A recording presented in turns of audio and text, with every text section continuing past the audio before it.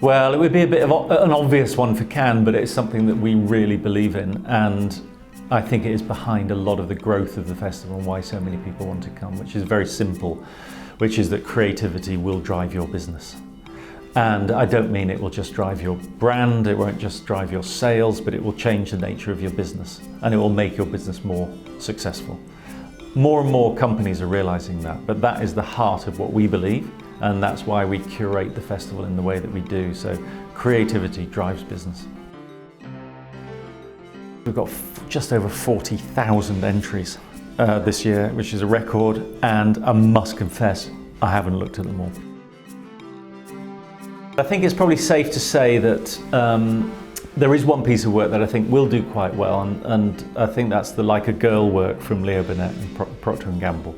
And one of the reasons I say that is partly because of our new glass lion, which is all about gender stereotyping.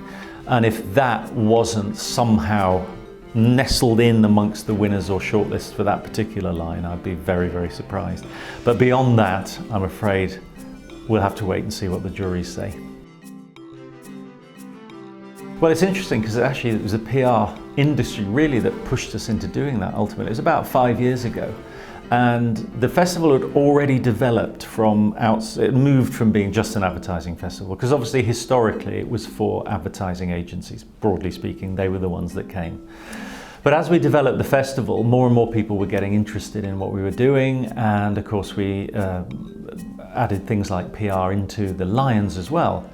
And I was talking to some senior PR people about that, and they just asked the very simple question, why is it still called the Advertising Festival? We don't feel that you really want us here. And of course, when we started thinking about that, it became obvious it wasn't just PR, but it was other disciplines as well that were feeling quite similar to that. And so we talked a lot about whether we should change the name and how we should change the name, but the Festival of Creativity seemed a really strong idea. And I think what it did was it allowed other disciplines to feel that they could be part of this, that they didn't feel on the outside of it, and that has really been a big part of what's been growing the growth over the last few years. I think if you look at what's happening with our festival, it does mirror the industry as a whole. So what you've got is a big shift in the behaviour of marketers and clients. I think previously they had a very clear idea of where creative ideas were coming from, where the media ideas were coming from, where the PR ideas were coming from, and they had their communications plan really in these silos. If you look at now what marketers are demanding of their different partners, and indeed of themselves, so they're creating their own content, of course, many clients, they're really not as interested in the organisation behind the ideas as they are in the ideas themselves. And one way we can see that is if we look at who enters our different categories and who wins our different categories. A media agency does and can and will continue to win outside of the media lions. PR agencies last year won outside of the PR lions. Advertising agencies win within the PR lions, etc. And there are many, many examples of that.